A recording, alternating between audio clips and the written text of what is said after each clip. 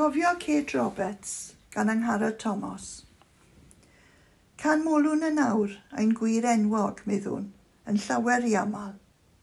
Wel, dyma gyfle i gofio gwraig am newid, yr awdures Kate Roberts.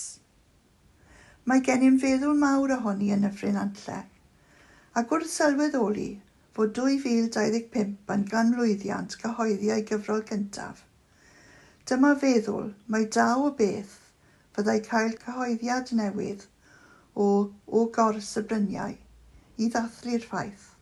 O'r fan honno y cychwynnodd y syniad. Bellach mae wedi datblygu yn ŵyl Cofio Kate a gynhelir ar Fedi'r Ugeinfed eleni yn ei phentref genedigol, Rhos Gadfan, ger Caernarfon. Mae sawl un yn holi beth yw'r sefyllfa bellach, parthed Caer Gors, a adferwyd ar droad y ganrif. Cadw sydd yn gyfrifol am y tŷ bellach, a'r ymddiriedolwyr yn gyfrifol am ystafell gymuned tu ôl i'r cartref. Gan fod Medi'r Ugeinfed yn un o ddyddiau agored cadw, bydd cyfle i weld y tu mewn i'r cartref hanesyddol hwn. Daeth pwllgod lleol at ei gilydd i sicrhau ei fod yn ddydd ar gyfer y teulu cyfan. Am 10 y bore bydd taith gerdded yn cael ei harwain gan Alun Fred, yn cychwyn o Caer Gors tuag at Cors y Bryniau.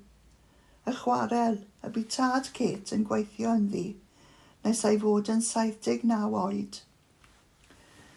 Bydd sesiwn grefft yng nghanolfan Caer Gors ar gyfer y plant pan fydd Elin Williams yn cynnal gweithdy crefft gyda llechi. Caiff gêm pêl-droed ei chynnal ar gyfer y plant yn ddiweddarach.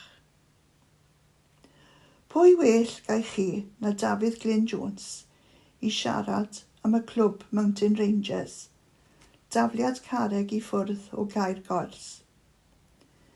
Bydd sesiwn diddorol yn y ganolfan wedyn pan fydd cyfle i bobl ifanc holi pobl hŷn am eu hatgofion o'r ardal ei straeon, a bydd lluniau o'r pentref yn cael ei ddangos i ysgogi'r cof. Yn y prynhawn hefyd, bydd cyflwyniad Kate yn ei geiriau ei hun, gan bobl leol. Bydd yn cyfle i gweld etholiad o weithiau brenhines ein llên. I gloi'r diwrnod, bydd perfformiad gan Sarah Cracroft o Kate gan gwmni mewn gymeriad yn ysgol Rhos Tryfan, sef hen ysgol Kate Roberts. Nid oedd ysgol yn Rhos Gadfan yn oes Kate. Os na allwch chi ddod i Rhos Gadfan ar y diwrnod hwnnw, efallai gallwch ddod i Pen-y-Groes yr Hydref y 9fed, pan fydd Jerry Hunter yn traddodi darlith llyfrgell Pen-y-Groes ar agwedd o fywyd Kate Roberts. Mae Arwel Fitl yntau am draddodi darlith ar cysylltiad Kate Roberts a Phlaid Cymru.